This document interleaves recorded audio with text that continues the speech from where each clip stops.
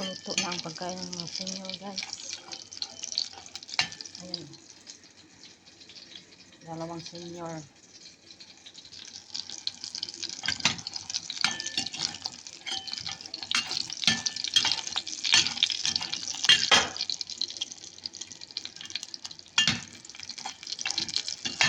Mahilig sila sa chicken nugget. Sa itlog. Ayan. Pwede na.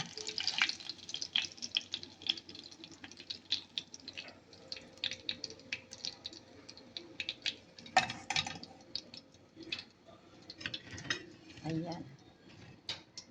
Dalawang senior na mga busing na lalaki.